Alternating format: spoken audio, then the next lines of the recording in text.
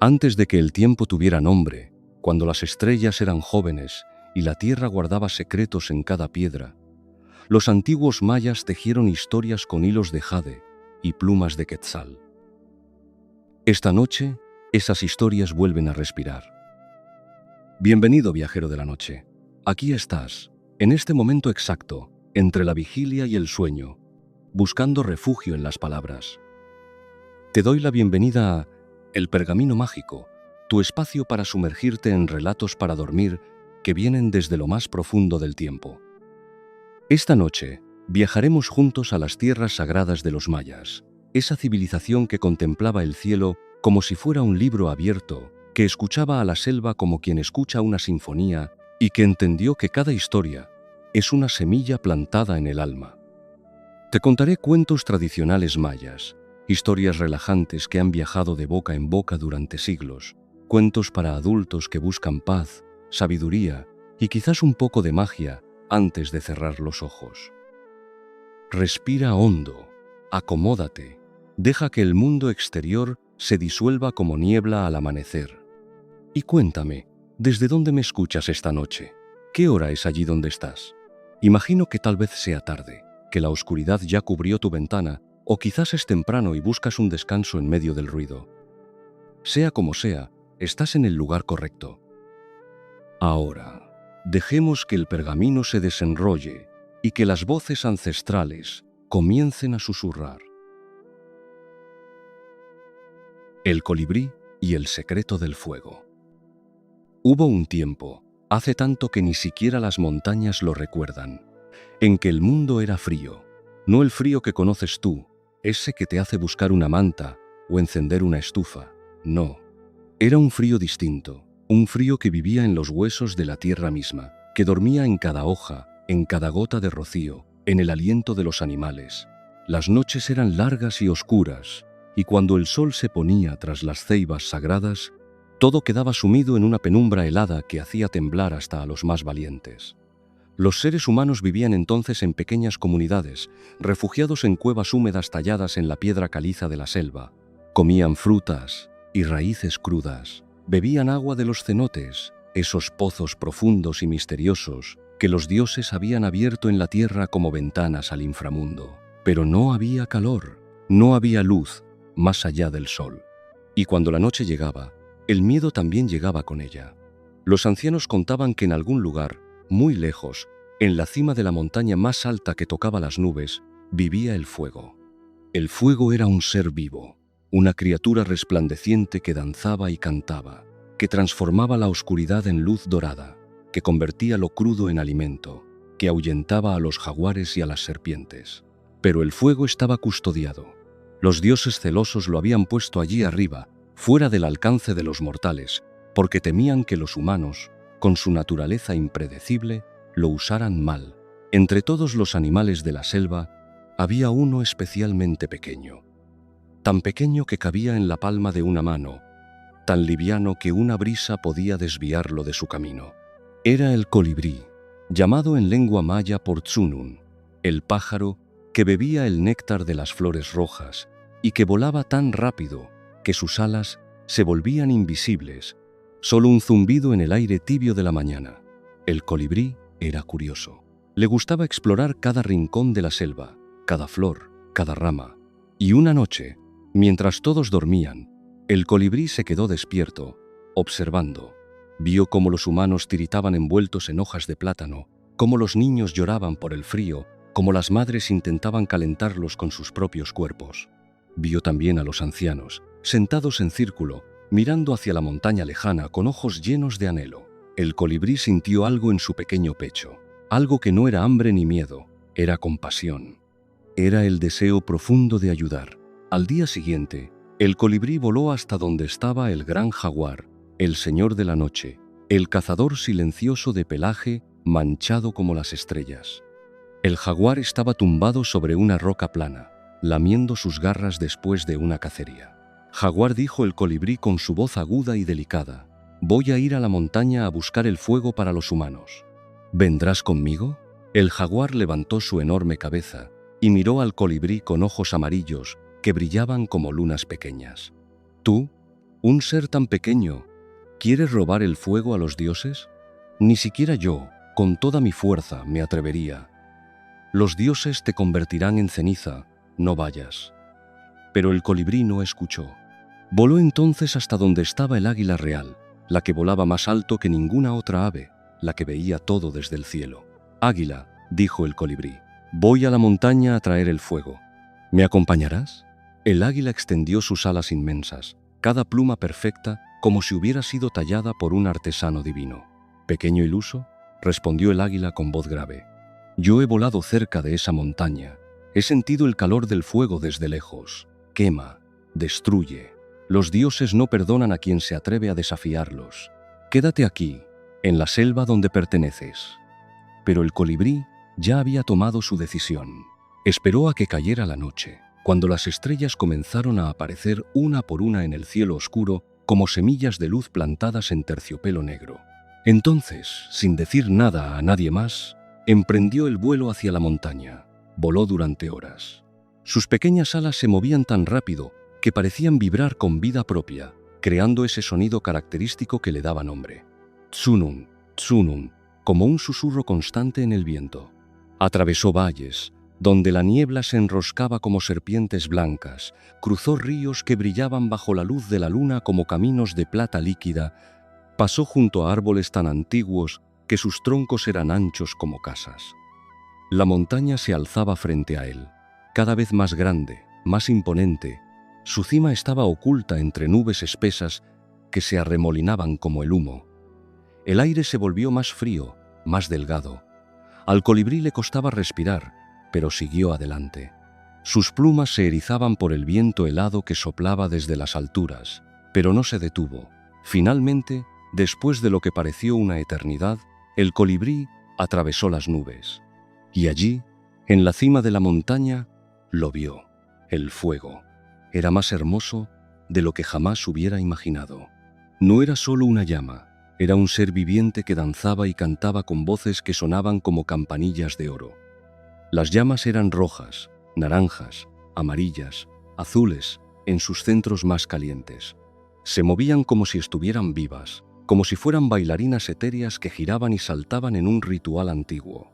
Alrededor del fuego había un círculo de piedras enormes, y sobre esas piedras estaban sentados los guardianes que los dioses habían puesto allí, búhos de ojos ardientes, serpientes emplumadas que silbaban amenazas, espíritus del viento que soplaban con furia para mantener alejados a los intrusos. El colibrí sabía que no tenía mucho tiempo. Tenía que ser rápido, más rápido de lo que había sido nunca. Tomó aire, llenó sus pequeños pulmones con todo el valor que pudo reunir y se lanzó en picada hacia el fuego. Los guardianes reaccionaron al instante. Los búhos gritaron con voces que hacían temblar la montaña. Las serpientes se alzaron, mostrando colmillos brillantes como obsidiana pulida. Los vientos soplaron con tal fuerza que casi arrancaron al colibrí del aire. Pero el colibrí era pequeño, ágil, más rápido que el pensamiento. Zigzagueó entre los guardianes, esquivando garras y colmillos, burlando corrientes de viento que intentaban aplastarlo contra las rocas. Se acercó tanto al fuego que sintió cómo el calor chamuscaba las plumas de su pecho, como la punta de su pico comenzaba a arder. Pero no se detuvo. Con un movimiento veloz, el colibrí metió su pequeño pico en el corazón mismo del fuego y tomó una pequeña brasa, una chispa ardiente, no más grande que una semilla de maíz. El dolor fue instantáneo, terrible, como si 1000 agujas de calor atravesaran su pequeño cuerpo. Pero apretó el pico con fuerza, dio media vuelta y salió volando de allí antes de que los guardianes pudieran atraparlo. Los búhos lo persiguieron. Las serpientes silbaron maldiciones que quedaron flotando en el aire frío. Pero el colibrí era más rápido. Descendió por la montaña como una flecha dorada, atravesó las nubes, cruzó los valles, voló sobre los ríos brillantes. La brasa en su pico lo quemaba constantemente, y con cada segundo que pasaba, el dolor se intensificaba. Las plumas de su pecho se habían ennegrecido, su pico se había tornado del color del carbón ardiente, pero siguió volando. Cuando finalmente llegó a la cueva donde vivían los humanos, el sol estaba comenzando a salir, tiñendo el cielo de rosas y dorados.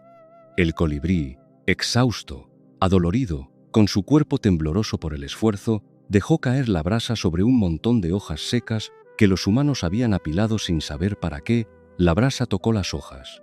Y de inmediato, como si hubiera estado esperando ese momento desde el principio de los tiempos, el fuego nació. Las llamas se alzaron, pequeñas al principio, luego más grandes, más brillantes, más cálidas. Los humanos despertaron sobresaltados y al ver el fuego comenzaron a gritar de alegría. Algunos lloraban, otros reían, todos extendían las manos hacia ese calor maravilloso que nunca habían sentido antes.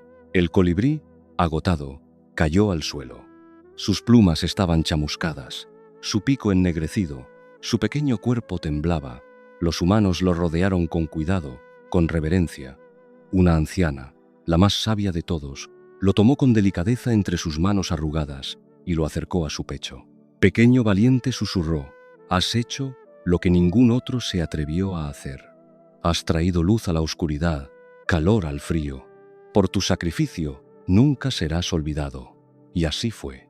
Los humanos cuidaron al colibrí hasta que se recuperó. Y cuando el pequeño pájaro volvió a volar, los dioses, que habían observado todo desde sus tronos en el cielo, decidieron recompensarlo. Le devolvieron su belleza, pero con algo más. Le dieron plumas que brillaban con todos los colores del fuego que había robado. Verde esmeralda como las hojas que alimentaron la primera llama.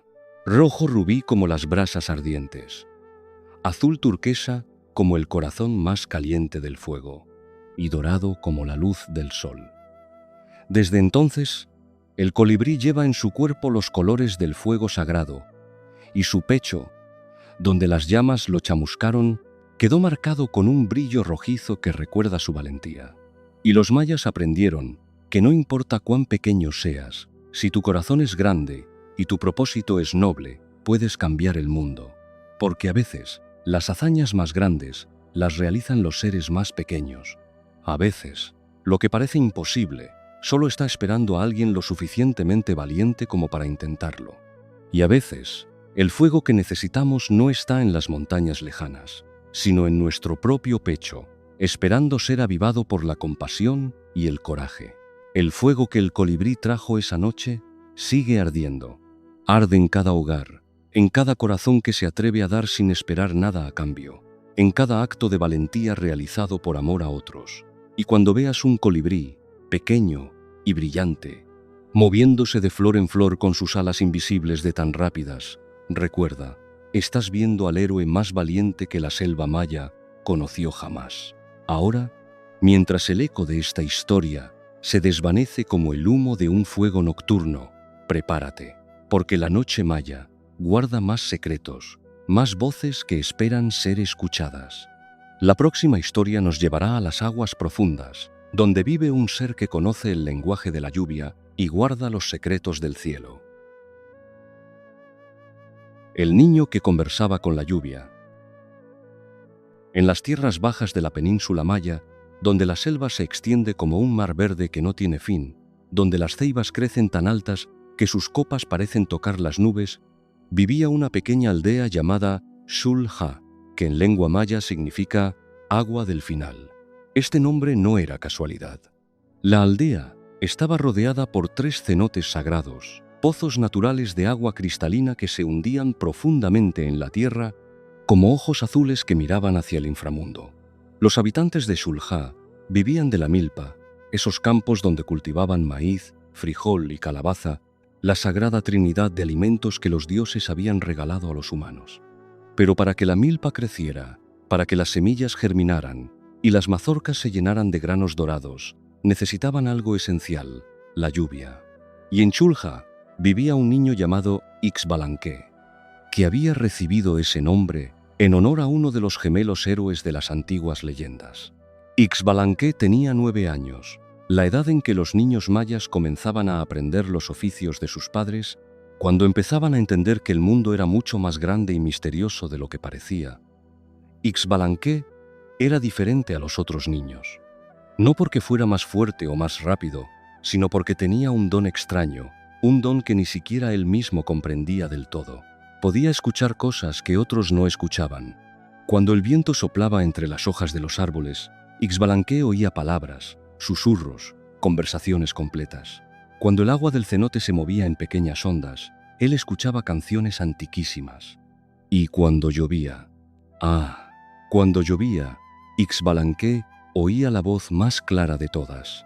Era la voz de Chaak, el dios de la lluvia. Chaak no hablaba con palabras como las que usamos tú y yo. Hablaba con el sonido de las gotas golpeando las hojas anchas de los plátanos, con el murmullo del agua corriendo por los canales de piedra, con el retumbar lejano de los truenos que rodaban por el cielo como tambores gigantes. Y Ixbalanque, de alguna manera, entendía ese lenguaje, pero nadie le creía. Cuando Ixbalanque le decía a su madre que la lluvia había susurrado que vendría una tormenta en 3 días, ella sonreía con ternura y le revolvía el cabello negro. «Tienes una imaginación muy grande, pequeño», le decía. «Algún día serás un gran contador de historias». Cuando le decía a su padre que el cenote le había contado que el nivel del agua subiría pronto, su padre simplemente asentía distraído, concentrado en afilar su hacha de obsidiana. «Los niños sueñan mucho», decía. «Ya crecerás y comprenderás cómo funciona realmente el mundo». Los otros niños de la aldea se burlaban de él.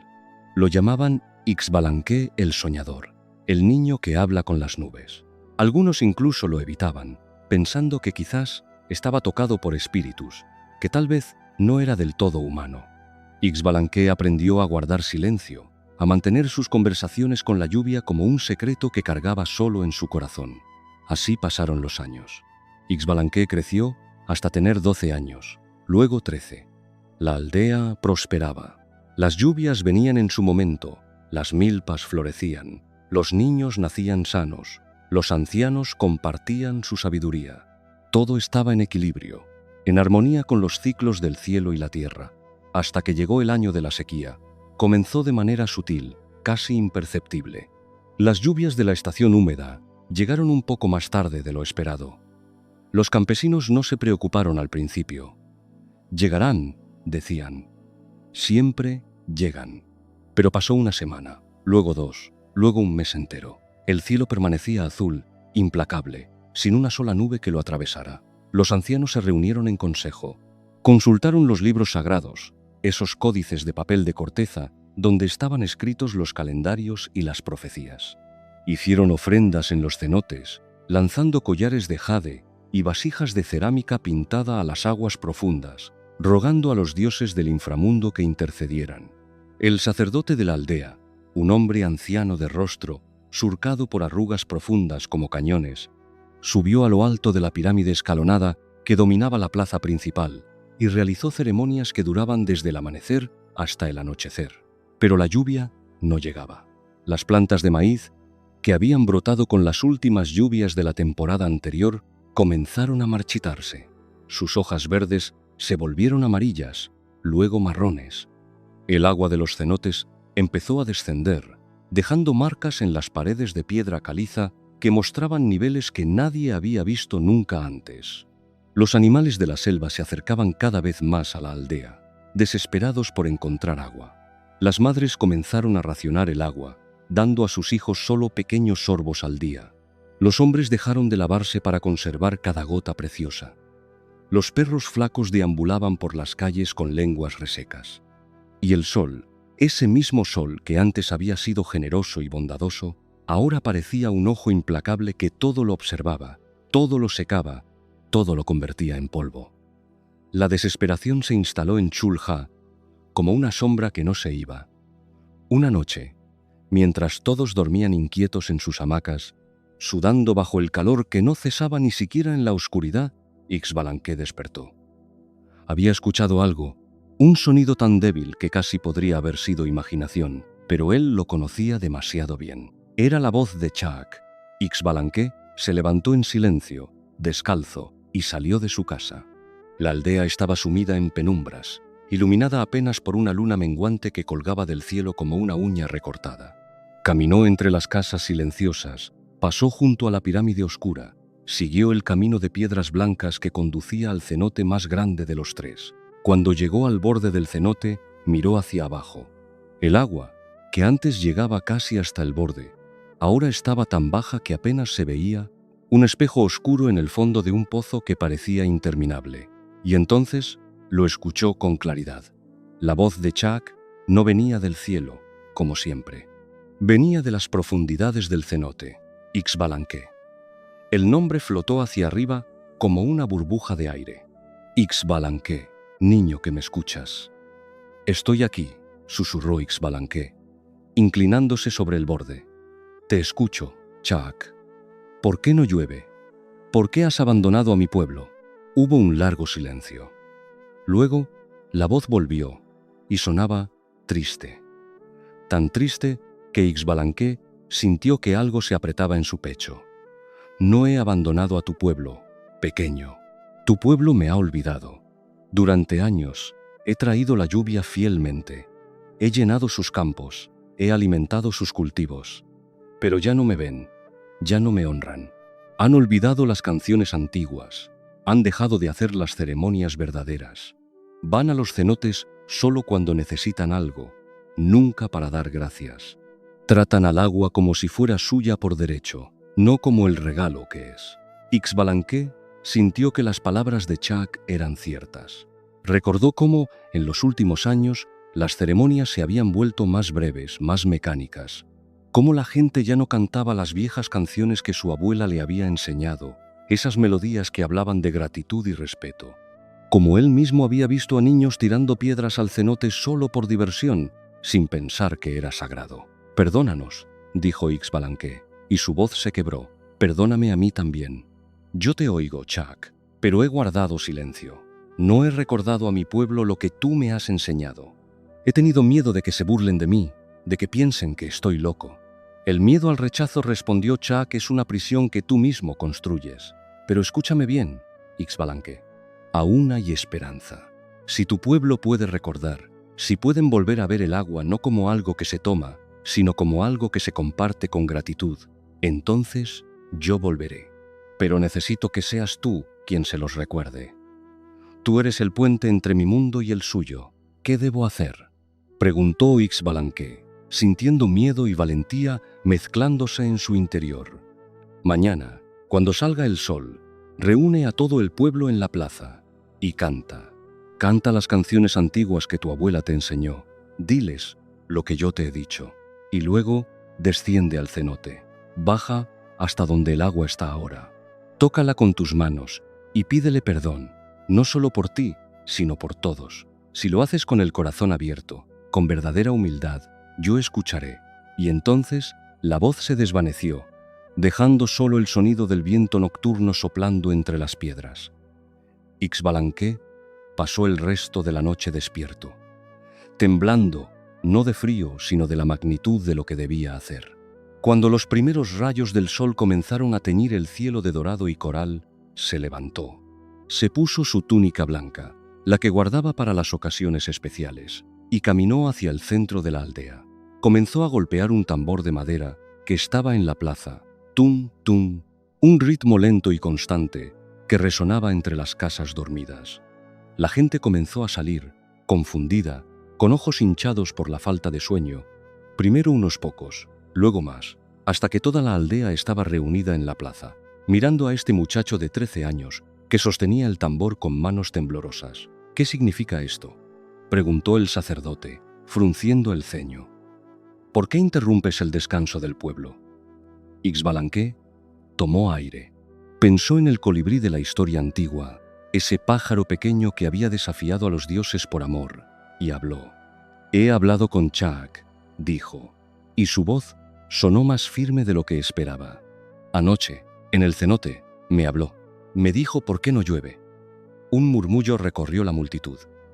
Algunas personas rieron con incredulidad. Otras lo miraron con lástima. Pero algunas, las más ancianas, guardaron silencio y escucharon. «Nos hemos olvidado de ser agradecidos», continuó Ixbalanque. «Hemos tomado el agua como si fuera nuestra, sin recordar que es un regalo. Hemos dejado de cantar las viejas canciones, hemos olvidado las ceremonias verdaderas. Y Chaak está triste. No nos ha abandonado, espera que recordemos». El sacerdote dio un paso adelante, y su expresión era severa. ¿Y quién eres tú para hablar en nombre de los dioses? Eres solo un niño que siempre ha tenido sueños extraños. Pero antes de que pudiera continuar, la abuela de Ixbalanque, una mujer pequeña y anciana, con el rostro como corteza de árbol viejo, caminó hacia el centro de la plaza. Yo le enseñé las canciones antiguas, dijo con voz clara, las mismas que mi abuela me enseñó a mí. Y tiene razón, hemos olvidado. Yo misma he olvidado.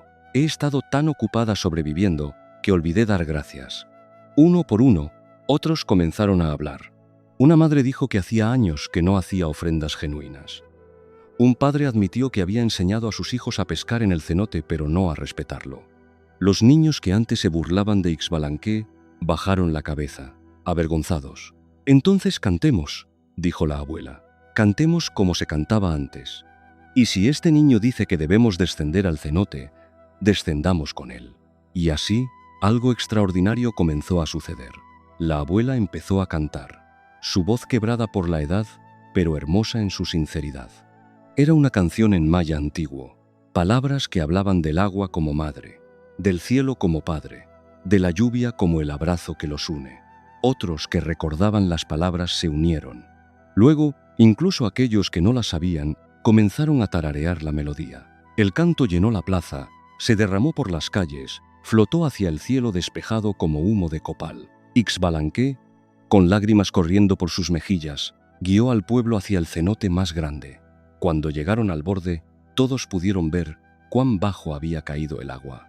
El sacerdote, su escepticismo disuelto por la emoción del momento, trajo cuerdas y escaleras de madera que usaban para ceremonias especiales. «Yo bajaré primero», dijo Ixbalanque. Comenzó a descender. La escalera de madera crujía con cada paso. Las cuerdas se balanceaban suavemente. A medida que bajaba, la luz del sol se volvía más tenue, más verde, filtrada por el musgo y las plantas que crecían en las paredes del cenote. El aire se volvía más fresco, más húmedo. Podía oler la tierra mojada, el aroma del agua antigua. Finalmente, sus pies tocaron el agua. Estaba fría, casi helada, y le llegaba apenas a las rodillas. Se arrodilló, hundiendo las manos en el agua cristalina. Podía ver peces pequeños nadando entre sus dedos. Podía ver las piedras del fondo, lisas y redondas. «Chac», susurró, «en nombre de mi pueblo te pido perdón. Hemos sido olvidadizos, hemos sido ingratos, pero recordamos ahora. Recordamos que el agua es vida, que cada gota es sagrada, que tu generosidad mantiene nuestro mundo». Arriba, en el borde del cenote, todo el pueblo había comenzado a descender también. Uno por uno, jóvenes y ancianos, niños y adultos, todos bajaron, hasta que el fondo del cenote estaba lleno de gente arrodillada en el agua, con las manos sumergidas, con los ojos cerrados, con el corazón abierto. Y cantaban. ¡Oh, cómo cantaban! Las voces rebotaban en las paredes de piedra, se multiplicaban, se convertían en un coro que parecía venir de la tierra misma. Ixbalanque sintió algo, un cambio en el aire. Una vibración que comenzó en el agua, subió por sus brazos, llenó su pecho, abrió los ojos y miró hacia arriba, hacia el círculo de cielo que se veía desde el fondo del cenote. Y vio cómo una nube aparecía. Una sola nube blanca que cruzó el círculo azul como un pájaro solitario, luego otra y otra más.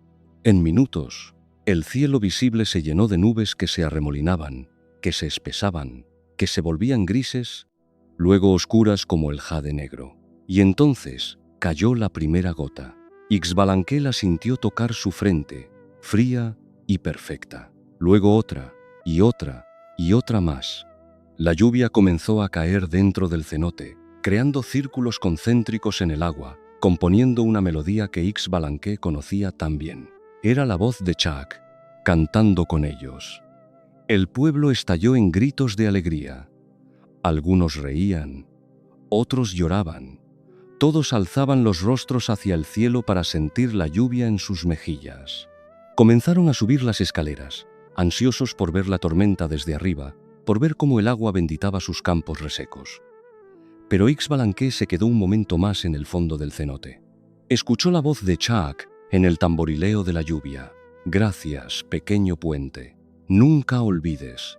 Todo lo que se da con gratitud regresa multiplicado. Todo lo que se honra permanece. Y tú siempre serás escuchado, porque primero aprendiste a escuchar. Cuando Ixbalanqué finalmente subió y emergió del cenote, la lluvia ya era una tormenta gloriosa que empapaba toda la aldea. La gente bailaba en las calles, los niños corrían con los brazos extendidos, las madres llenaban vasijas de barro que se desbordaban en minutos. El agua caía como bendición, como perdón, como promesa cumplida, y desde ese día, Shulja nunca más olvidó. Cada semana, sin falta, el pueblo se reunía en el cenote para cantar las canciones antiguas, para dar gracias por el agua, para recordar que todo en este mundo es regalo, no derecho. Y siempre, al frente de la ceremonia, estaba Ixbalanqué, el niño que aprendió a escuchar la lluvia y enseñó a su pueblo a recordar, porque hay lecciones que el silencio de la tierra nos enseña, que la gratitud es el idioma que los dioses entienden mejor, que nada florece sin agua y que a veces, para que el cielo nos escuche, primero debemos aprender nosotros a escuchar. La lluvia que cayó aquel día sigue cayendo. Cae cada vez que alguien dice gracias con verdadero corazón. Cae cada vez que alguien honra lo que tiene en lugar de lamentar lo que le falta. Cae en forma de bendiciones que apenas notamos, hasta que ya no están. Y ahora, mientras el sonido de esta lluvia antigua se desvanece en el silencio de la noche, te invito a seguir viajando conmigo, porque la selva maya guarda historias en cada rincón, en cada sombra. La siguiente nos llevará a las profundidades de la tierra, donde los caminos se bifurcan y las decisiones que tomamos revelan quiénes somos realmente. Los dos caminos del inframundo. Había una vez dos hermanos que vivían en una aldea maya llamada Quinichpa, que significa lugar donde nace el sol. Eran hermanos de sangre, nacidos del mismo vientre, amamantados por la misma madre, pero tan diferentes entre sí como el día y la noche. El mayor se llamaba Balam, que quiere decir jaguar. Era fuerte, de hombros anchos y brazos musculosos forjados por años de trabajo en la milpa. Tenía el cabello negro como el ala de un cuervo, siempre atado con una cinta roja, y sus ojos eran oscuros y penetrantes. Balam era respetado en la aldea por su fuerza, por su habilidad con el hacha de obsidiana, por su valentía al cazar venados en lo profundo de la selva. Pero había algo en Balam que inquietaba a quienes lo conocían bien. Era orgulloso. Creía que su fuerza lo hacía superior, que el mundo le debía respeto por el simple hecho de ser quien era. El menor se llamaba Yum, que significa señor, pero que en este caso era un nombre dado con esperanza más que con certeza. Yum era delgado, casi frágil comparado con su hermano. Sus manos eran pequeñas, más acostumbradas a tejer cestas que a levantar piedras. Era callado, observador, el tipo de persona que escucha más de lo que habla.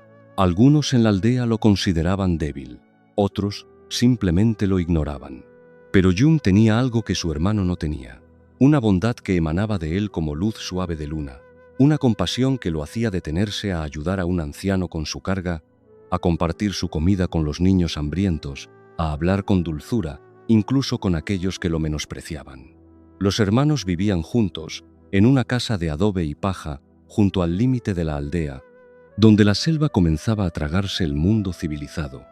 Su padre había muerto hacía años, aplastado por un árbol que cortaba para hacer leña. Su madre había seguido poco después, consumida por la tristeza y una enfermedad que los curanderos no pudieron sanar. Ahora, Balam y Yum solo se tenían el uno al otro, aunque a veces parecía que vivían en mundos completamente separados bajo el mismo techo. Una noche, cuando la luna estaba llena y brillaba como un disco de plata pulida en el cielo despejado, los hermanos fueron a dormir cada uno en su hamaca. El aire estaba quieto, tan quieto que se podía escuchar el latido del propio corazón. Ningún animal hacía ruido en la selva. Era como si el mundo entero estuviera conteniendo la respiración, esperando algo. Y entonces, ambos hermanos comenzaron a soñar el mismo sueño. En el sueño, estaban parados en un lugar que ninguno de los dos reconocía. Era una caverna inmensa, tan grande que su techo se perdía en las sombras de arriba. Las paredes brillaban con un resplandor extraño, como si estuvieran cubiertas de minerales fosforescentes que emitían una luz verde pálida. El suelo era de piedra lisa, pulida por el paso de incontables pies a lo largo de incontables años. Frente a ellos había una figura. Era alta, tan alta que su cabeza casi tocaba las sombras del techo. Vestía una túnica negra bordada con símbolos que parecían moverse y cambiar cuando los mirabas directamente. Su rostro estaba oculto tras una máscara de jade, pero sus ojos brillaban a través de las rendijas de la máscara con un fuego que no era exactamente luz, sino algo más antiguo, más fundamental. Balaam y Jum, dijo la figura, y su voz era como el eco de muchas voces hablando al unísono, como el sonido de tambores lejanos, como el rumor del agua fluyendo bajo tierra. He sido enviado por los señores de Xibalbá, el inframundo. Tienen una tarea para ustedes. Ninguno de los hermanos podía moverse. No era miedo lo que los paralizaba, sino la sensación de que este sueño era más real que cualquier vigilia que hubieran experimentado. En 3 días, continuó la figura, ambos morirán. Las palabras cayeron como piedras en agua quieta, creando ondas de terror que se expandían en círculos cada vez más amplios. Pero y aquí, la figura levantó una mano enguantada. Los señores de Xibalbá son sabios y a veces generosos. Les ofrecen una oportunidad. Cuando mueran, descenderán al inframundo como todos los mortales. Pero en lugar de vagar eternamente en las cavernas oscuras, se les dará la posibilidad de regresar. Deben atravesar Xibalbá siguiendo uno de 2 caminos. Al final de cada camino hay una puerta. Solo una de las puertas conduce de vuelta a la vida. La otra conduce a la oscuridad eterna. Balaam intentó hablar, pero su voz no salía. Jum cerró los ojos, sintiendo cómo las lágrimas querían brotar, pero no podían en este lugar que era sueño y no sueño. Los 2 caminos son estos, dijo la figura, y con un gesto de su mano, aparecieron ante ellos 2 senderos que se extendían hacia la oscuridad, el camino de las pruebas y el camino de las ofrendas. Ustedes deben elegir, pero elijan sabiamente, porque no hay retorno una vez que comiencen a caminar. Y entonces el sueño terminó. Ambos hermanos despertaron al mismo tiempo, sudando, con los corazones latiendo como tambores de guerra. La luna aún brillaba afuera, pero ahora parecía más fría, más distante. Se miraron desde sus hamacas y sin necesidad de palabras supieron que habían compartido el mismo sueño. ¿Lo viste?, susurró Jum. «Lo vi», respondió Balaam, su voz áspera. 3 días. Nos quedan 3 días. Los días que siguieron fueron extraños. Los hermanos intentaron vivir como siempre, pero todo parecía diferente. Los colores eran más vívidos, los sonidos más nítidos, como si el mundo supiera que pronto estos 2 lo abandonarían y quisiera grabarse en su memoria. Balaam trabajó en los campos con furia renovada, como si al ser más fuerte, más productivo, pudiera engañar a la muerte. Jum pasaba sus días caminando por la aldea, hablando con la gente que normalmente ignoraba, compartiendo historias, regalando las pocas pertenencias que tenía. Al tercer día, cuando el sol comenzó a ponerse, ambos hermanos sintieron un peso en el pecho, una presión que crecía con cada respiración. Se miraron y, sin hablar, caminaron juntos hacia su casa. Se recostaron en sus hamacas. El sol se ocultó completamente. La oscuridad llegó, y entonces, simplemente, dejaron de respirar. No hubo dolor, no hubo lucha. Fue como caer en un sueño profundo, como hundirse en agua tibia y oscura. Y cuando abrieron los ojos, estaban de pie en la misma caverna del sueño, frente a la misma figura con máscara de jade. «Han llegado», dijo la figura. «Ahora deben elegir». Los 2 caminos se extendían ante ellos. El camino de las pruebas brillaba con antorchas encendidas. Su sendero era ancho y pavimentado con piedras blancas.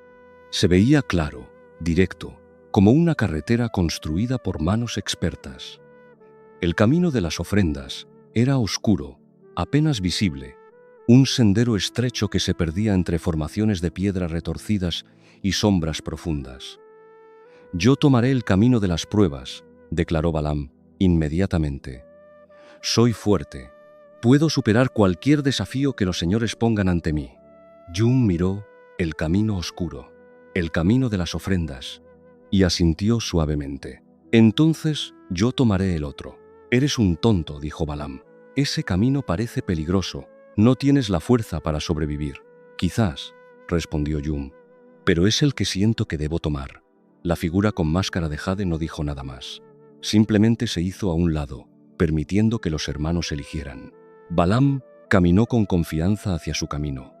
Jung, con pasos más vacilantes, se adentró en la oscuridad del suyo, y así los hermanos se separaron, cada uno creyendo que había elegido correctamente. Balaam caminó por el camino de las pruebas. El sendero era amplio y bien iluminado, exactamente como había parecido desde el principio. No tuvo que caminar mucho antes de encontrar la primera prueba. Ante él apareció un guerrero de piedra, una estatua que cobraba vida con el sonido de roca raspando contra roca. Medía 3 veces la altura de un hombre normal y sostenía una macuahuitl, una espada de madera con hojas de obsidiana incrustadas en los bordes. Para pasar, retumbó la voz del guerrero. «Debes derrotarme en combate». Balaam sonrió. Esto era exactamente lo que había esperado. Una prueba de fuerza, de habilidad. Levantó los puños y se lanzó contra el guerrero de piedra. La batalla fue feroz. Balaam esquivaba los golpes del guerrero, buscaba puntos débiles en la piedra, golpeaba con toda su fuerza. La lucha duró lo que pareció horas. Finalmente, con un golpe preciso, en lo que parecía ser una grieta en el pecho del guerrero, Balaam hizo que la estatua se desmoronara en fragmentos de roca. Respirando pesadamente, victorioso, Balaam continuó por el camino. La segunda prueba fue un acertijo. Una esfinge de jade le bloqueaba el camino y le planteó un enigma complejo sobre los ciclos del calendario maya, sobre los movimientos de Venus, sobre el número sagrado del tiempo. Balaam no era estudioso, pero era inteligente a su manera. Pensó profundamente, recordó las enseñanzas de su infancia y finalmente dio una respuesta que, aunque no era perfecta, fue suficiente. La esfinge se apartó. La tercera prueba fue cruzar un puente de cuchillos sobre un abismo sin fondo. Balaam, con cuidado extremo, usando toda su agilidad y equilibrio, logró atravesarlo sin caer. Con cada prueba superada, Balaam se sentía más confiado, más seguro de que había elegido el camino correcto. Mi hermano débil nunca podría haber hecho esto, pensaba. Yo soy el fuerte. Yo merezco volver a la vida. Finalmente, después de superar 7 pruebas en total, Balaam llegó a una cámara enorme. En el centro de la cámara había 2 puertas. Una era de oro macizo, grabada con imágenes de victorias, de fuerza, de gloria. La otra era de madera simple, sin adornos, pequeña y humilde. Balaam no dudó ni un segundo. Caminó hacia la puerta dorada. Esta es la puerta de los vencedores, pensó. La puerta de aquellos que han probado su valía. Empujó la puerta dorada y del otro lado había oscuridad. Oscuridad absoluta. No la oscuridad de la noche, sino la ausencia total de luz, de calor, de sonido, de esperanza. Balaam gritó, pero no escuchó su propia voz. Intentó retroceder, pero la puerta se había cerrado detrás de él, y comprendió, con un horror que le congeló el alma, que había elegido mal. Mientras tanto, Jung caminaba por el camino de las ofrendas. El sendero era oscuro, difícil de ver. No había antorchas, solo una débil luminiscencia que parecía emanar de las paredes mismas. El camino era estrecho, lleno de rocas sueltas que le hacían tropezar. Jung caminaba despacio, con las manos extendidas para no chocar contra las paredes. No había caminado mucho cuando encontró algo en el camino. Era una figura acurrucada contra la pared. Al acercarse, Jung vio que era un anciano, demacrado y tembloroso. «Por favor», susurró el anciano con voz débil. «Tengo tanta sed. ¿Tienes agua?» Jung se tocó el cinturón y descubrió que, de alguna manera, llevaba consigo una pequeña calabaza con agua. No recordaba haberla llevado, pero allí estaba. Sabía que probablemente necesitaría esa agua para su propio viaje, pero mirando al anciano no pudo negarse. «Toma», dijo, ofreciendo la calabaza. «Bebe todo lo que necesites».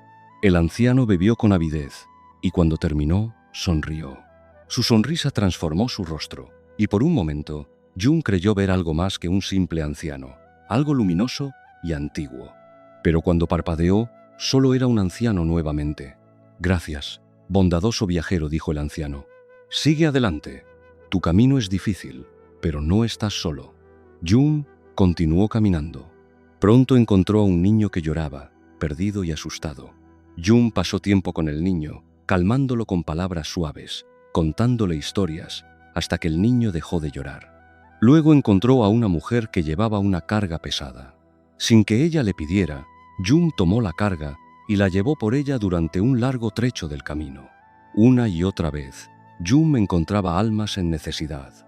Un hombre ciego que necesitaba ser guiado. Un enfermo que necesitaba consuelo. Un espíritu confundido que necesitaba dirección. Y cada vez, sin pensar en su propia supervivencia, sin considerar el costo para sí mismo, Jung daba lo que tenía. Daba su agua cuando tenía sed. Daba su tiempo cuando estaba cansado. Daba su consuelo cuando él mismo necesitaba ser consolado. El camino parecía no tener fin. Jung perdió la cuenta de cuánto tiempo había caminado, cuántas veces había dado de sí mismo. Estaba exhausto, más cansado de lo que había estado nunca, pero había algo en su corazón que lo mantenía en movimiento. Una calidez que crecía con cada acto de bondad, con cada ofrenda de sí mismo. Finalmente, tambaleándose de fatiga, Jung llegó a la misma cámara donde Balaam había llegado antes. Allí estaban las dos puertas, la dorada y gloriosa, y la simple de madera. Jung miró ambas puertas. La dorada era hermosa, tentadora, prometía grandeza y victoria, pero algo en ella le parecía vacía. La puerta de madera, en cambio, aunque simple, tenía una calidez que podía sentir incluso desde lejos. Le recordaba a la puerta de su casa de infancia, a las manos de su madre, a la humildad de una vida vivida con amor. Sin pensarlo demasiado, Jung caminó hacia la puerta de madera. La empujó suavemente. Y al otro lado había luz. Luz dorada como el amanecer, cálida como el abrazo de un ser querido. Jung sintió cómo esa luz lo llenaba, cómo sanaba su cansancio, cómo le devolvía todo lo que había dado y más. Escuchó voces que cantaban en idiomas que no conocía pero que entendía perfectamente. Canciones sobre compasión, sobre sacrificio, sobre el verdadero significado de la fuerza. Dio un paso hacia adelante y despertó. Estaba en su hamaca, en su casa, con el sol de la mañana entrando por la ventana. Podía escuchar los sonidos de la aldea despertando, niños jugando, mujeres moliendo maíz, hombres preparándose para ir a los campos. Estaba vivo. Había regresado. Se levantó rápidamente y miró hacia la hamaca de su hermano. Estaba vacía, fría. Jung corrió hacia afuera y encontró a los ancianos de la aldea reunidos frente a su casa, con expresiones sombrías. «Tu hermano», dijo uno de ellos, «murió en la noche. Tú también parecías muerto, pero cuando fuimos a preparar los cuerpos, tú respirabas. Es un milagro». Jung sintió que su corazón se partía. Balaam, su hermano, su sangre, se había perdido en la oscuridad eterna. Había elegido el camino de las pruebas creyendo que la fuerza y la victoria eran todo lo que importaba, sin comprender que el verdadero camino, el camino que conduce a la vida, es el camino del servicio desinteresado. Jung lloró por su hermano, lloró durante días, pero también comprendió algo profundo, algo que cambiaría el resto de su vida. Que cada acto de bondad es una ofrenda que nos devuelve más de lo que damos, que la verdadera fuerza no está en vencer a otros, sino en levantarlos, que el camino hacia la luz siempre pasa por oscuridades donde debemos elegir entre guardar para nosotros o dar a otros. Jung vivió muchos años después de eso. Se convirtió en un hombre sabio, un consejero, alguien que enseñaba a los jóvenes que la vida no es una serie de batallas que ganar, sino un camino donde lo que importa es a quién ayudamos mientras caminamos. Y cuando finalmente llegó su verdadero final, muchas décadas después, cuando su cuerpo anciano y gastado dejó de respirar por última vez, Jung no tuvo miedo, porque sabía que había aprendido el secreto, que el único camino que conduce a casa, siempre, es el camino del amor que se da sin esperar nada a cambio. Los dos caminos siguen existiendo, no solo en Xibalbá, no solo en el inframundo maya, sino aquí, en este mundo donde respiramos. Cada día, Elegimos entre el camino de las pruebas, donde buscamos vencer, demostrar, acumular, o el camino de las ofrendas, donde damos, compartimos, servimos, y la puerta que abrimos al final de nuestros días refleja qué camino hemos elegido caminar. Las historias mayas nos enseñan que no siempre el fuerte sobrevive, no siempre el victorioso encuentra lo que busca. A veces es el que da su último sorbo de agua al sediento quien encuentra el manantial eterno. A veces es el que comparte su pan cuando tiene hambre quien nunca conocerá verdadera escasez. Ahora, mientras los hermanos descansan en el lugar que cada uno eligió, nuestra travesía continúa. La próxima historia nos llevará a contemplar algo que los mayas entendieron mejor que muchos, que el tiempo no es una línea recta, sino un tejido complejo donde pasado, presente y futuro danzan juntos en la eternidad. El tejedor del tiempo. En lo más profundo de la selva maya, donde los árboles crecen tan juntos que sus copas se entrelazan formando un techo verde que apenas deja pasar la luz del sol, donde la niebla de la mañana se enrosca entre los helechos gigantes como serpientes de humo, había una aldea tan antigua que ni siquiera tenía nombre. Los que vivían allí simplemente la llamaban el lugar, porque para ellos no existía otro lugar en el mundo que importara. En esta aldea vivía un hombre llamado Apuchkin, que en la lengua de sus ancestros significaba el que cuenta los soles. Era el guardián del calendario sagrado, el que mantenía registro de los días, de los ciclos de Venus, de las fases de la luna, de los momentos propicios para sembrar y para cosechar. Era un trabajo de inmensa responsabilidad, un cargo que se pasaba de padre a hijo desde tiempos inmemoriales. Apuchkin era un hombre meticuloso. Cada mañana, antes de que el sol se levantara, subía a lo alto de la pirámide observatorio que dominaba la aldea. Allí, con tablillas de corteza de árbol y un punzón de hueso de jaguar, marcaba el paso de otro día. Observaba las estrellas con una concentración que rayaba en lo sagrado, memorizaba sus posiciones, calculaba sus movimientos futuros. Sus manos, aunque jóvenes aún apenas había cumplido 30 ciclos del sol, ya estaban manchadas permanentemente con la tinta negra del hollín mezclado con savia que usaba para escribir. Sus ojos, de tanto mirar el cielo, tenían esa cualidad extraña de parecer estar viendo siempre algo más allá, algo que otros no podían percibir. Pero Apuchkin tenía un problema que lo atormentaba en secreto, un problema que no se atrevía a confesar a nadie. Estaba obsesionado con el tiempo, no solo con medirlo, lo cual era su deber, sino con controlarlo, con entenderlo completamente, con desentrañar sus misterios más profundos. Le aterraba cada segundo que pasaba. Sentía el tiempo como un río que lo arrastraba inexorablemente hacia un destino que no podía ver. Veía cómo los niños crecían y se convertían en adultos. Veía cómo los ancianos se debilitaban y morían. Veía cómo las estaciones cambiaban, cómo las plantas nacían y perecían, cómo todo, absolutamente todo, estaba sujeto a ese flujo imparable del tiempo. Si pudiera detenerlo, pensaba mientras marcaba otro día en sus tablillas, si pudiera encontrar la manera de hacer que el tiempo se detuviera, entonces nada tendría que cambiar, nada tendría que morir, nada tendría que perderse. Una noche, cuando la luna era apenas una astilla plateada en el cielo oscuro, Apuchkin tuvo un sueño. En ese sueño, caminaba por un sendero que nunca había visto antes, un camino pavimentado con piedras que brillaban como estrellas capturadas en la tierra. El sendero lo llevó a una cueva escondida detrás de una cascada, cuyo sonido era como 1000 voces susurrando al unísono.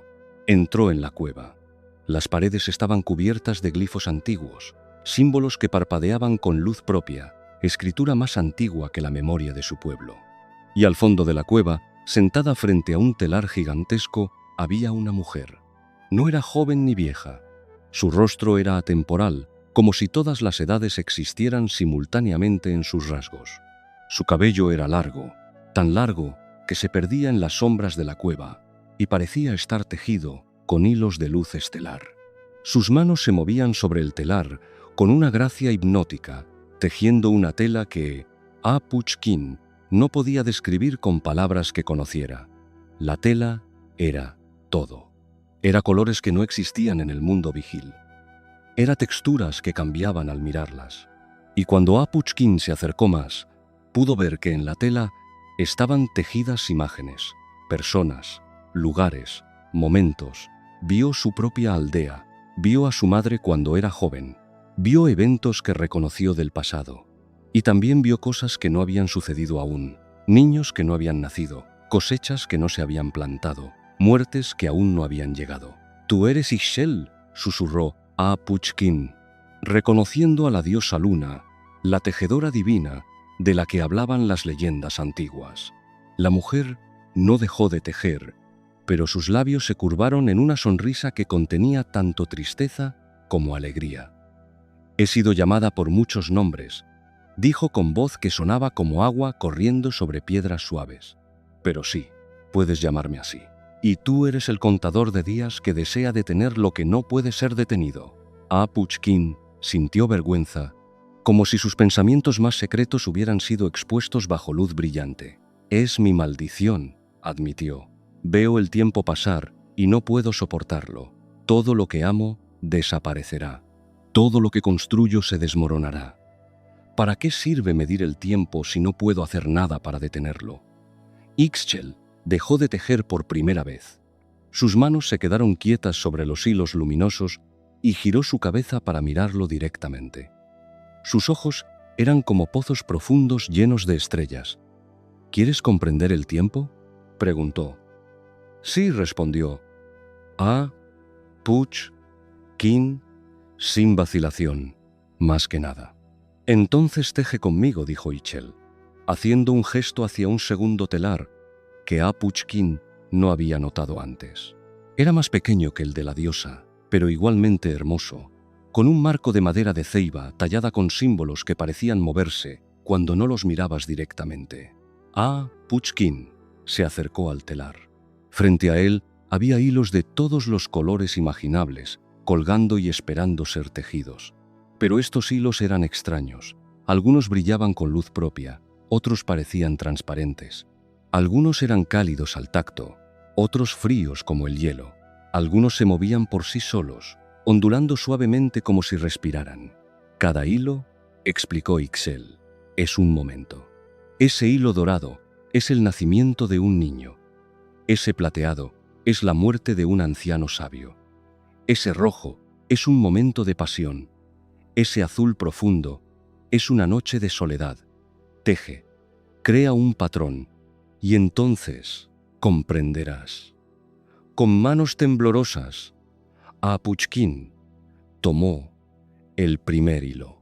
Era dorado y cálido, y cuando lo tocó, vio un destello, una mujer dando a luz, su rostro contorsionado por el dolor y la alegría, simultáneos, un bebé llorando su primera respiración. Pasó ese hilo por el telar, creando la primera línea de su tejido. Tomó el siguiente hilo, uno verde como las hojas nuevas, después de la lluvia. Al tocarlo, vio un niño corriendo por los campos, riendo, persiguiendo mariposas. Lo tejió en su patrón, hora tras hora, aunque en los sueños el tiempo no funciona como en la vigilia. Apuchkin tejió. Tomaba hilos de diferentes colores y texturas, y cada uno le mostraba un momento de vida, una boda, una cosecha, una tormenta, una reconciliación, un adiós. Sus manos, acostumbradas a la precisión de escribir glifos, encontraron un ritmo en el tejido, arriba, abajo, a través, alrededor. Los hilos se entrelazaban, formando patrones que eran hermosos pero complejos, tan complejos que no podía ver el diseño completo mientras trabajaba. Después de lo que podrían haber sido minutos u horas o días, Apuchkin se detuvo. Su tejido era pequeño, comparado con el de Ixchel, pero estaba allí, existía. Era una tela con patrones que contaban una historia, aunque él no estaba seguro de cuál historia era. «Ahora mira lo que has creado», dijo Ixchel suavemente. Apuchkin retrocedió para ver su trabajo desde cierta distancia, y entonces lo vio. Los hilos que había pensado que estaba tejiendo al azar, sin un plan particular, habían formado una imagen. Era el rostro de su madre. Pero no su madre como la recordaba, sino su madre en todos sus momentos simultáneamente. Como niña, como joven mujer, como madre que lo sostenía recién nacido, como anciana en su lecho de muerte que aún no había llegado. Lágrimas comenzaron a rodar por las mejillas de Apuchkain. Ella murió cuando yo tenía 10 años, susurró. Fiebre. Los curanderos no pudieron salvarla. Yo he pasado mi vida midiendo el tiempo, tratando de entenderlo, porque pensé que si podía controlarlo, podría haber salvado más tiempo con ella. Podría haber detenido ese momento antes de que ella se fuera. Ixchel se levantó de su telar y caminó hacia él. Colocó una mano suave sobre su hombro. Mira más de cerca tu tejido, dijo. Ah, Puchkin miró y vio que cada hilo que había usado, cada momento que había tejido, estaba conectado con todos los demás. El hilo dorado del nacimiento tocaba el hilo plateado de la muerte. El hilo rojo de la pasión se entrelazaba con el azul de la soledad. Y el rostro de su madre, tejido accidentalmente en el patrón, estaba hecho de todos esos momentos. Alegría y tristeza, vida y muerte, presencia y ausencia. El tiempo, dijo, Ixchel no es tu enemigo. El tiempo no es algo que deba ser detenido o controlado. El tiempo es el telar en el que la vida se teje. Sin él no hay patrón, sin él no hay historia, sin él no hay amor, porque el amor solo existe porque sabemos que es temporal, porque cada momento con aquellos que amamos es precioso precisamente porque no durará para siempre.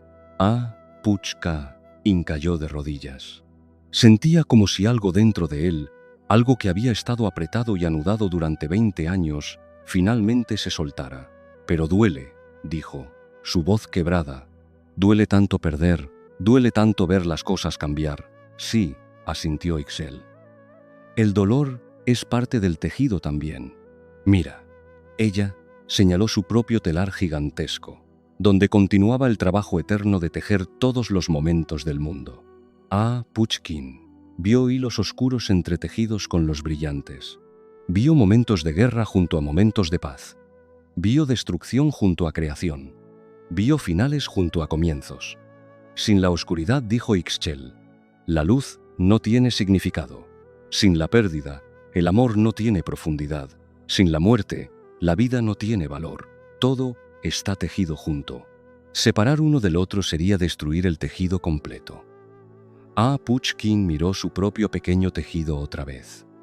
Vio cómo los hilos se sostenían unos a otros, cómo cada uno era necesario para que el patrón existiera. Vio que si quitaba el hilo plateado de la muerte de su madre, el rostro completo se desharía. Su vida había sido moldeada por esa pérdida, por ese dolor.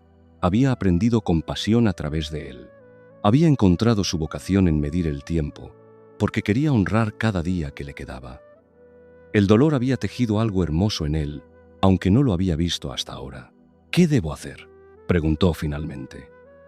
¿Cómo vivo con esta comprensión? Ixchel sonrió, y esta vez su sonrisa era pura calidez. Vive cada hilo que te toca tejer. No te apresures hacia el siguiente momento. No te aferres al momento pasado. Simplemente teje. Teje con consciencia. Teje con amor. Y cuando llegue tu momento de convertirte en un hilo en el telar de otro, habrás creado algo hermoso.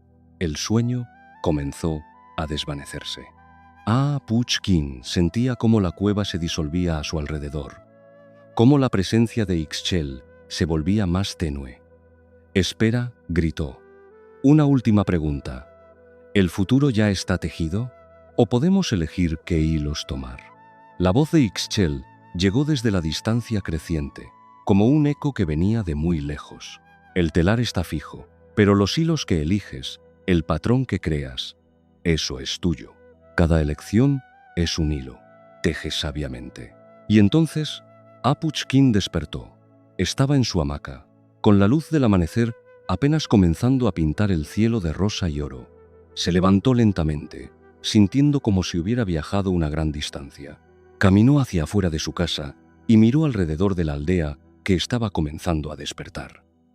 Vio a una anciana sacando agua de un cenote, sus movimientos lentos pero dignos. Antes, habría visto solo su vejez, solo la proximidad de su muerte. Ahora veía los hilos de toda su vida tejidos en ella, la niña que había sido, la madre que había criado 5 hijos, la sabiduría que había acumulado, las historias que aún tenía para contar. Vio a un niño pequeño corriendo detrás de un perro, riendo con esa risa sin inhibiciones que solo los niños tienen. Antes, habría pensado, este niño crecerá, perderá esa inocencia, se volverá serio como todos. Ahora veía el hilo brillante de su alegría como algo precioso en sí mismo, algo que existía en este momento y era perfecto tal como era. Vio a su propia esposa, Ixcan, saliendo de su casa con una canasta de tortillas recién hechas. La había estado dando por sentada últimamente, tan absorto en sus cálculos y sus miedos sobre el tiempo. Ahora la veía como si la viera por primera vez. La gracia de sus movimientos, la paciencia en sus ojos, el amor que había sostenido su matrimonio durante 7 años a pesar de su obsesión. Puchkin caminó hacia ella y la abrazó, fuerte, respirando el olor de su cabello que olía a humo de copal y flores. «¿Qué pasa?», preguntó ella, sorprendida pero complacida. «Nada», respondió él. «Todo. Te amo. Lo había olvidado decírtelo últimamente». Ese día, Puchkin continuó con su trabajo. Subió a la pirámide observatorio. Marcó el paso del día en sus tablillas. Observó las estrellas. Pero algo había cambiado fundamentalmente en cómo lo hacía. Ya no medía el tiempo como un enemigo que debía ser vigilado con desconfianza. Lo medía como un tejedor que reconoce cada hilo. Cada día que marcaba no era un día perdido, era un hilo tejido. Cada estrella que observaba no era solo un punto de datos para sus cálculos, era parte del patrón más grande que todos estaban creando juntos. Comenzó a enseñar de manera diferente también. Cuando los jóvenes venían a aprender el calendario sagrado, ya no les enseñaba solo las matemáticas y las mediciones. Les enseñaba a ver el tiempo como sagrado, como un regalo, como el telar en el que sus vidas se tejerían. Cada momento les decía, es un hilo. Algunos hilos son largos, otros cortos. Algunos brillantes, otros oscuros, pero todos son necesarios. No desperdicien sus hilos deseando que fueran diferentes. Tejan con lo que tienen. Tejan con conciencia. Tejan con amor. Los años pasaron.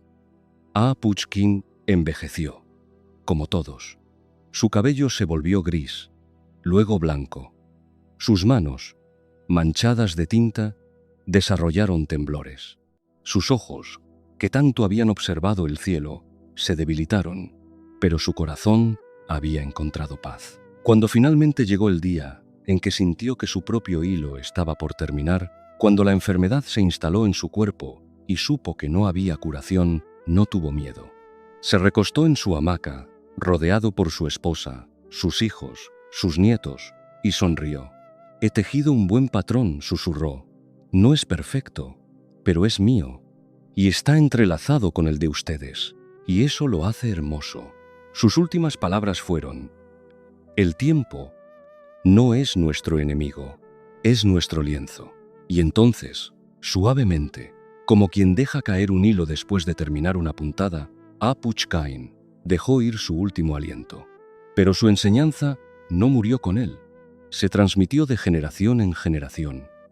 Y hasta el día de hoy, en algunos lugares secretos de la selva, donde los antiguos aún recuerdan, se cuenta la historia del tejedor del tiempo, el hombre que aprendió a amar cada momento en lugar de temerlo. Porque esa es la verdad que los mayas comprendieron y tejieron en su calendario sagrado, en sus pirámides que miden los movimientos celestiales, en sus códices que mapean el flujo del tiempo. Que el tiempo no es una línea recta que nos lleva desde el nacimiento hasta la muerte.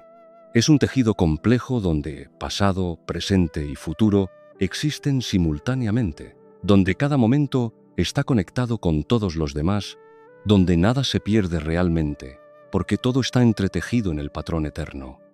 Tu vida es un tejido. Los hilos que te dan son tuyos solo por un tiempo. Algunos brillarán con alegría, otros serán oscuros con dolor, pero cada uno es necesario, cada uno es sagrado. Y cuando llegue el momento de soltar tu último hilo, lo que importará no será cuántos hilos tuviste, sino qué patrón creaste con ellos, y cómo ese patrón se entretejió con los patrones de aquellos que amaste. Teje bien, teje conscientemente, teje con amor. Y ahora, mientras esta historia encuentra su lugar en el tejido de esta noche, nos acercamos al final de nuestro viaje por las tierras mayas. Pero hay una última historia que debe ser contada. Una historia que nos recordará por qué estas voces antiguas aún nos hablan después de tantos siglos, por qué las estrellas que ellos miraron siguen brillando para nosotros. La última estrella del cielo. Hubo un tiempo, tan antiguo, que los árboles más viejos de la selva no lo recuerdan, cuando el cielo nocturno estaba vacío. No completamente vacío, no. Había luna, sí, esa compañera plateada que crecía y menguaba siguiendo sus propios ritmos misteriosos. Había oscuridad, vasta y profunda como el océano cósmico, que los mayas llamaban el lugar donde nacen los sueños, pero no había estrellas. Las personas de aquel tiempo vivían con miedo a la noche. Cuando el sol se ponía detrás de las montañas del oeste, dejando el cielo teñido de púrpura y naranja, antes de rendirse a la oscuridad, las familias se encerraban en sus casas. Cubrían las puertas con cortinas gruesas tejidas de fibra de agave. Encendían fogatas que mantenían ardiendo toda la noche, alimentándolas constantemente con leña, porque el fuego era lo único que mantenía a raya la inmensa oscuridad que se tragaba el mundo. Era una oscuridad que pesaba, no como la oscuridad que tú conoces, interrumpida por faroles y luces eléctricas, suavizada por el resplandor de las ciudades. No, esta era una oscuridad absoluta, primitiva, el tipo de oscuridad que te hace sentir pequeño e insignificante, que te recuerda que eres una criatura frágil en un universo vasto e incomprensible. En una aldea situada a orillas del gran río que serpenteaba a través de la selva como una culebra plateada, vivía una niña llamada Nicte. Su nombre significaba flor, y había sido elegido por su abuela el día de su nacimiento porque, según la anciana, la niña había llegado al mundo con los ojos abiertos, mirando todo con una curiosidad que parecía poco común en un recién nacido. Nicte tenía 11 años cuando nuestra historia comienza. Era una niña delgada, con el cabello negro y liso, que le caía hasta la cintura como una cascada de obsidiana. Sus ojos eran grandes y oscuros, siempre observando, siempre preguntando. Esa curiosidad que había traído al nacer solo había crecido con los años y a veces preocupaba a sus padres. Porque Nicte no tenía miedo a la noche como los demás. Cuando las familias se encerraban al caer el sol, Nicte se sentaba junto a la ventana de su casa, mirando hacia afuera a través de las rendijas de la cortina. Miraba la oscuridad con fascinación en lugar de terror. Se preguntaba qué había allá afuera, más allá de lo que el ojo podía ver. Se preguntaba de dónde venía esa oscuridad, a dónde iba, qué secretos guardaba. «Es peligroso», le decía su madre, tirando de ella para alejarla de la ventana. «La noche no es para los vivos. Es el momento cuando los espíritus caminan, cuando los señores de Xibalbá suben del inframundo para reclamar almas desprevenidas». «Pero, madre», respondía Nicte, «¿cómo puede ser peligroso algo que siempre ha estado allí? La oscuridad es parte del mundo, como la luz del día. Debe tener un propósito». Su padre, un hombre pragmático que trabajaba en los campos de maíz, desde el amanecer hasta el anochecer, solo sacudía la cabeza. «Los niños hacen demasiadas preguntas», decía. «Cuando crezcas, entenderás que algunas cosas no necesitan ser comprendidas, solo aceptadas». Pero Nicte no podía simplemente aceptar. Su curiosidad la quemaba por dentro como una pequeña llama que no se apagaba nunca. Una noche, durante la estación de lluvias, cuando las tormentas azotaban la selva con furia divina, sucedió algo que cambiaría todo. Una tormenta particularmente violenta se desató sobre la aldea. Los vientos aullaban como jaguares heridos, arrancando hojas de los techos de paja. La lluvia caía en cortinas tan densas que era imposible ver más allá de unos pasos. Los rayos rasgaban el cielo con dedos de luz blanca y cegadora, seguidos por truenos que hacían temblar la tierra. En medio de esta tormenta, Nicte no podía dormir. La excitación del caos, la energía salvaje de los elementos desatados, la hacían sentir viva de una manera que no podía explicar. Se levantó de su estera y caminó hacia la ventana. Esta vez, no solo miró a través de las rendijas, con manos temblorosas, apartó la cortina completamente. Y entonces lo vio. Entre un relámpago y otro, en uno de esos breves momentos de luz que iluminaba todo el mundo con claridad fantasmagórica, Nicté vio algo cayendo del cielo. Era brillante, más brillante que cualquier cosa que hubiera visto. Dejaba un rastro de luz detrás, como una lágrima dorada derramándose desde lo alto. Cayó en algún lugar al norte de la aldea, hacia donde la selva se volvía más densa, donde los árboles antiguos creaban un laberinto verde que pocos se atrevían a atravesar. Nicté no lo pensó dos veces. Se puso su manto de algodón, el que su madre había tejido con símbolos protectores en los bordes. Deslizó sus pies en las sandalias de cuero y salió a la noche tormentosa. La lluvia la empapó inmediatamente. El viento tiraba de su cabello, intentaba arrancarle el manto. El barro se pegaba a sus sandalias, haciendo cada paso difícil. Pero Nicté siguió adelante, guiándose por un instinto que no podía nombrar, una compulsión que venía de lo más profundo de su ser. Caminó durante lo que parecieron horas, aunque en la oscuridad total era imposible medir el tiempo. La tormenta comenzó a amainar gradualmente. La lluvia se volvió un llovizna fina. Los truenos se alejaron, convirtiéndose en rumores distantes. Y finalmente, cuando la noche estaba en su punto más oscuro, justo antes del amanecer, Nicté llegó a un claro en la selva. En el centro del claro, incrustado en la tierra como si hubiera caído desde una altura imposible, había un objeto que brillaba con luz propia. Nicté se acercó lentamente, con reverencia, sintiendo que estaba en presencia de algo sagrado. A medida que se acercaba, pudo ver que el objeto tenía la forma de una lágrima perfecta, del tamaño de su puño cerrado. Brillaba con una luz dorada que pulsaba suavemente, como si respirara. Y dentro de esa luz, Nicté podía ver colores. Todos los colores que existían y algunos que no tenía nombre para describir. Podía ver movimiento, como si dentro de esta pequeña gema brillante hubiera universos enteros girando y danzando. Extendió la mano, vacilante. Cuando sus dedos tocaron el objeto, sintió una calidez que se extendió por su brazo, llenó su pecho, alcanzó cada rincón de su cuerpo y escuchó una voz. La voz no venía de afuera. Venía de dentro del objeto brillante, o quizás venía de dentro de ella misma. Era difícil distinguir. Nicté dijo la voz, y sonaba como 1000 voces hablando al unísono, pero en perfecta armonía. Flor de la noche, te hemos estado esperando. ¿Quién eres? Susurró Nicté, su voz apenas audible sobre el sonido de la lluvia menguante. Somos las estrellas, respondió la voz. O lo que queda de nosotras. Hubo un tiempo cuando llenábamos el cielo nocturno, millones y millones de nosotras, brillando desde distancias que la mente mortal no puede concebir. Éramos los ojos de los dioses mirando hacia abajo. Éramos las hogueras de los ancestros. Éramos los puntos de luz que convertían la oscuridad en algo hermoso, en lugar de algo temible. Nicté sintió lágrimas rodando por sus mejillas, mezclándose con las gotas de lluvia. ¿Qué pasó? ¿Por qué se fueron? Hubo una guerra, dijo la voz con profunda tristeza. Una guerra entre los dioses, una guerra tan terrible que sacudió los cimientos del cielo mismo. Las estrellas fuimos arrastradas en el conflicto. Una por una, caímos. Algunas se apagaron completamente, convirtiéndose en polvo cósmico. Otras cayeron a la tierra y se perdieron. Yo soy la última estrella del cielo. Nicté miró el objeto brillante en sus manos con nueva comprensión y asombro. ¿Tú eres una estrella? Soy un fragmento de una estrella, corrigió la voz. Mi verdadero ser es vasto, ardiente, inconcebiblemente poderoso. Esto que sostienes es solo una pequeña parte de mí, la esencia de mi luz, condensada en una forma que puedes tocar sin ser consumida.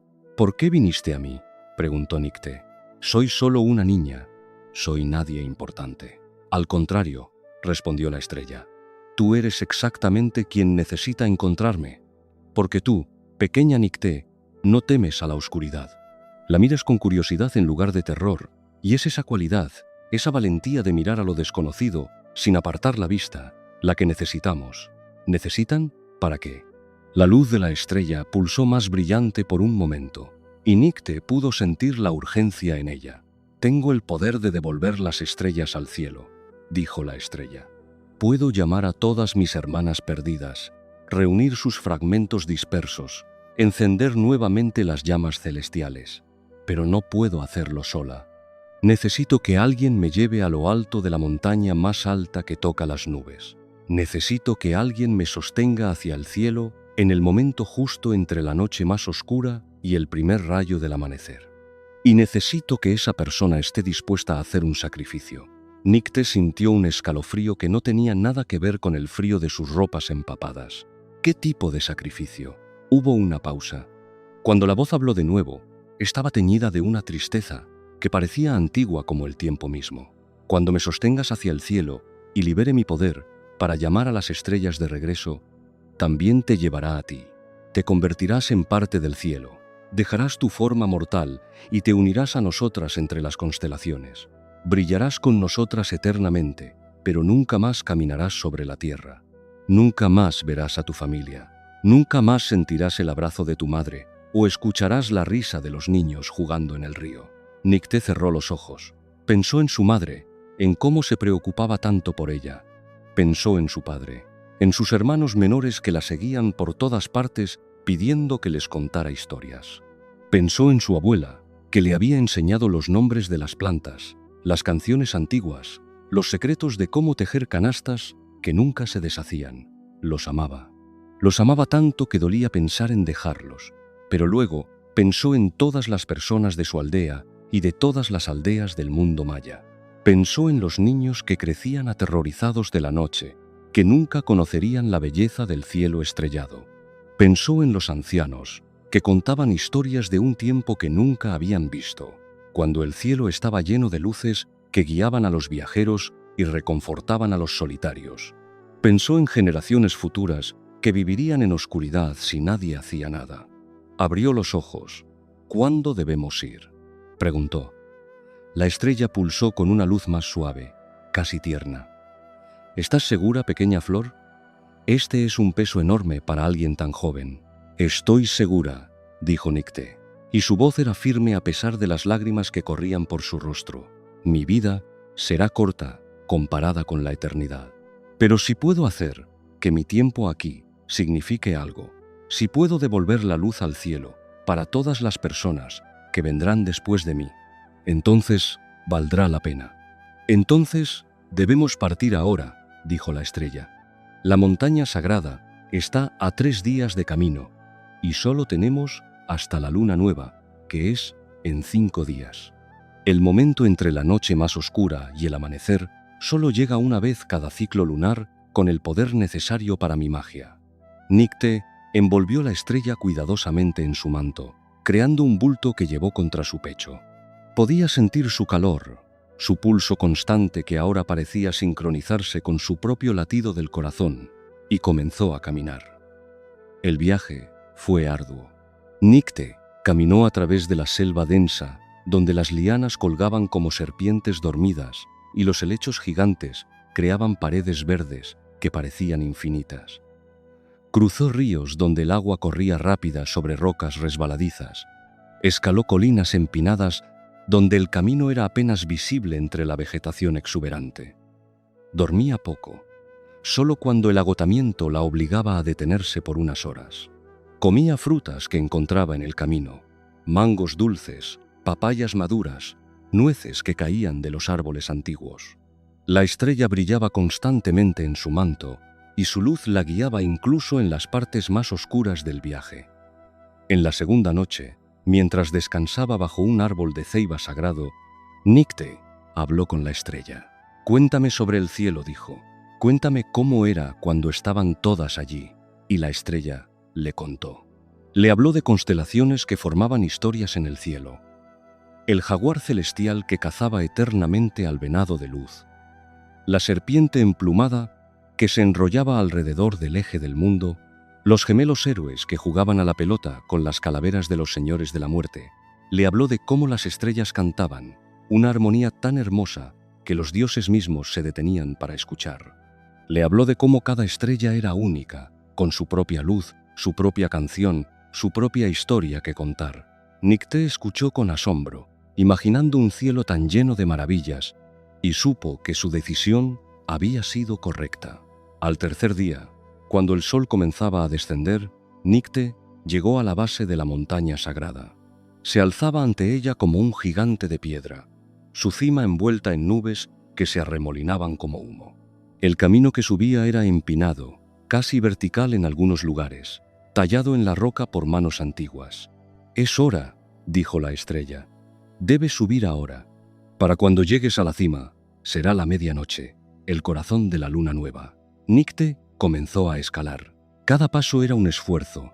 Sus piernas temblaban por los 3 días de caminata constante.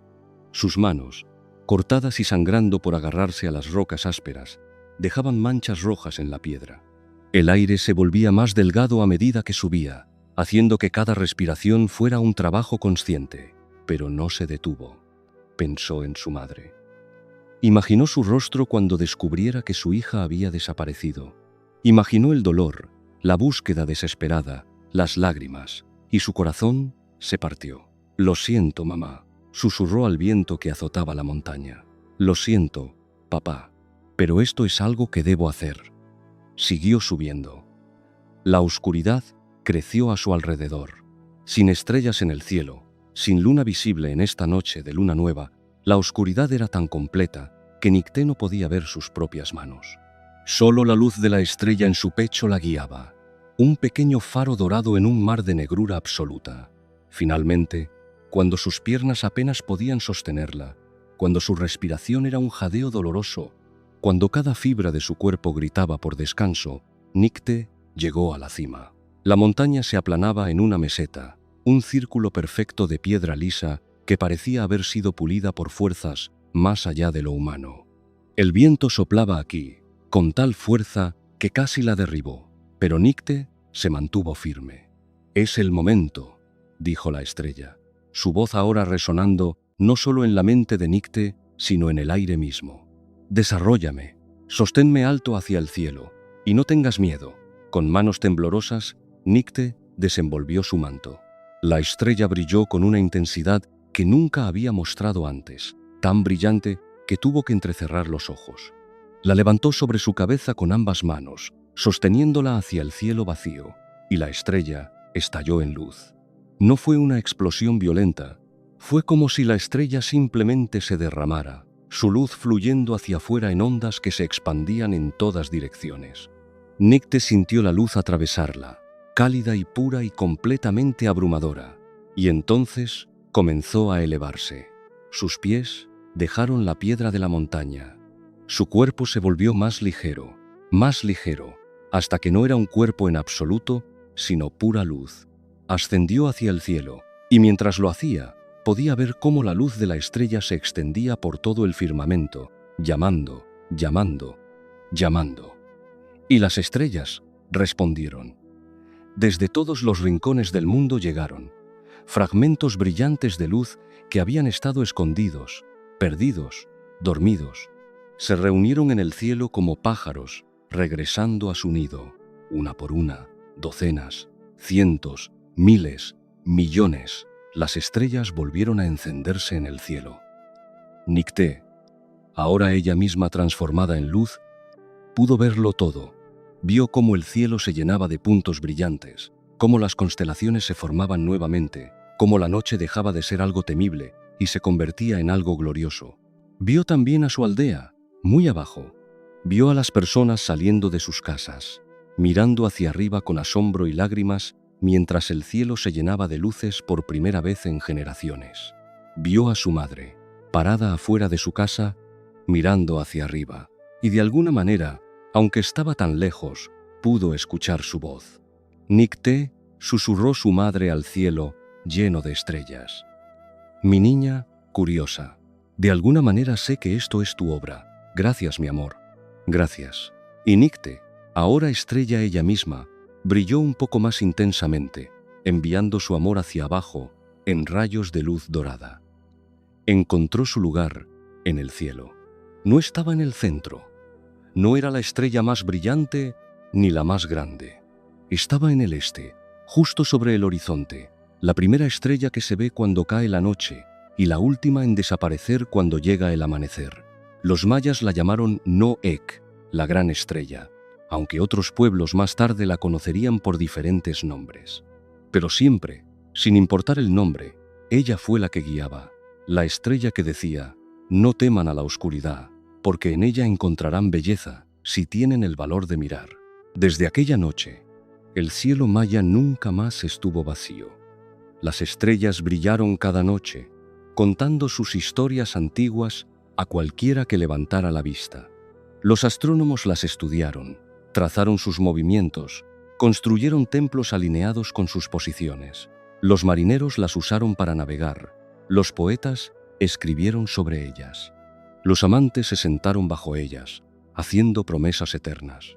Y cada generación contó la historia de Nicté, la niña que no temía a la oscuridad, que dio su vida mortal para que todos pudieran tener luz eterna en el cielo nocturno.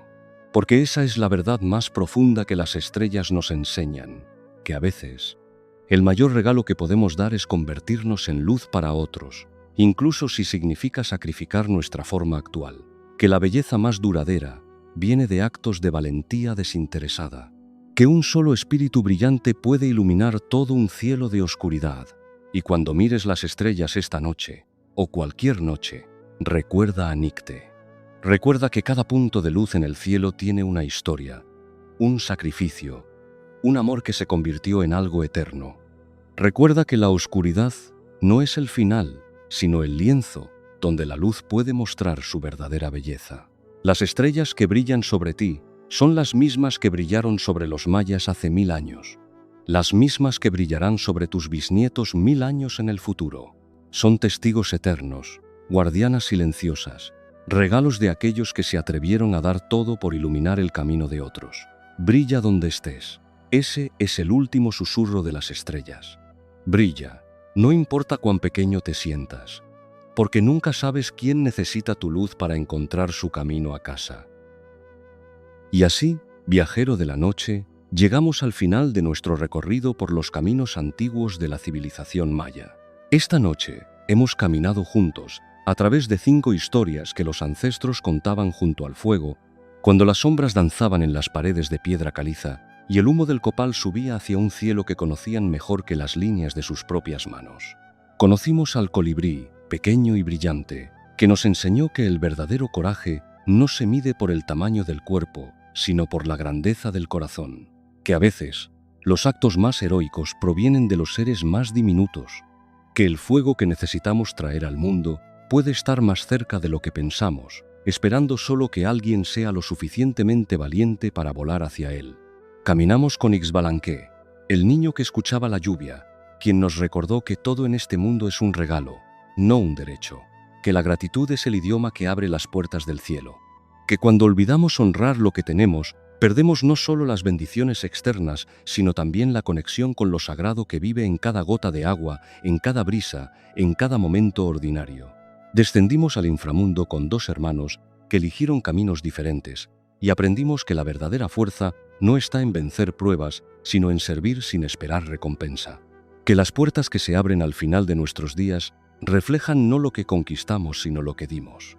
Que el amor desinteresado es el único mapa que nos guía de regreso a casa. Nos sentamos ante el telar con Puchkin, el tejedor del tiempo, quien nos mostró que el tiempo no es nuestro enemigo sino nuestro lienzo, que cada momento brillante u oscuro, alegre o doloroso, es un hilo necesario en el patrón de nuestra vida, que resistir el flujo del tiempo es como intentar detener el río con las manos, pero bailar con él, tejer conscientemente con cada día que se nos da, eso es sabiduría. Y finalmente, nos elevamos al cielo con Nicté, la niña que se convirtió en estrella, quien nos enseñó el poder del sacrificio que transforma, que a veces convertirnos en luz para otros significa dejar atrás lo que conocemos, que la oscuridad no es el final, sino el espacio donde la luz puede mostrar su verdadera belleza. Estas 5 historias, aunque diferentes en sus detalles, tejen juntas una verdad única que los mayas comprendieron profundamente, que estamos conectados, conectados con la naturaleza que nos rodea y nos sostiene, conectados con aquellos que vinieron antes y aquellos que vendrán después, conectados con lo divino que habita tanto en el cielo estrellado como en el corazón humano más humilde. Los mayas no veían el mundo como un lugar que debían conquistar, sino como un tejido del que formaban parte, donde cada hilo humano, animal, vegetal, celestial, tenía su lugar y su propósito. Vivían con la conciencia de que sus acciones resonaban no solo en su propio tiempo, sino a través de los ciclos del calendario sagrado, afectando a generaciones que aún no habían nacido. Y esa sabiduría, esa forma de ver el mundo, nos habla todavía, nos habla en las noches como esta, cuando la quietud nos permite escuchar por debajo del ruido de la vida moderna. Nos habla en los momentos en que miramos el cielo y sentimos algo más grande que nosotros mismos. Nos habla cuando nos detenemos a dar gracias, cuando elegimos dar en lugar de acumular, cuando tejemos conscientemente en lugar de simplemente sobrevivir. Las historias mayas no murieron cuando sus ciudades fueron abandonadas o cuando sus códices fueron quemados. Sobrevivieron porque llevaban verdades universales, verdades que no pertenecen a un solo pueblo o una sola época, sino al corazón humano en todas sus formas. Y ahora tú llevas estas historias contigo. Las llevarás a tus sueños esta noche. Las recordarás en momentos inesperados, cuando veas un colibrí, cuando llueva, cuando debas elegir entre dos caminos, cuando sientas el peso del tiempo, cuando mires las estrellas. Y quizás, solo quizás, en esos momentos recordarás que eres parte de algo más grande, algo antiguo y hermoso y eternamente nuevo. Gracias por acompañarme en este viaje a través del pergamino mágico. Si aún estás despierto, te invito a quedarte con nosotros. Suscríbete y acompáñanos cada semana en nuevos viajes de historias que acarician el alma, que te llevan a tierras lejanas y tiempos olvidados, que te recuerdan la magia que aún vive en el mundo si sabemos dónde buscar. Y ahora, mientras el pergamino se enrolla de nuevo y las voces antiguas se desvanecen en susurros, te dejo con las palabras que los mayas usaban para despedirse cuando la noche llegaba a su fin. Mahaloba Cab. Buenas noches, viajero. Que tus sueños sean luminosos como el cielo estrellado, que descanses en la quietud profunda de la selva sagrada, y que despiertes mañana recordando que llevas dentro de ti el fuego del colibrí, la gratitud de Ixbalanqué, la generosidad de Yum, la sabiduría del tejedor y la luz de Nicte, hasta que nos encontremos de nuevo bajo el manto de la noche.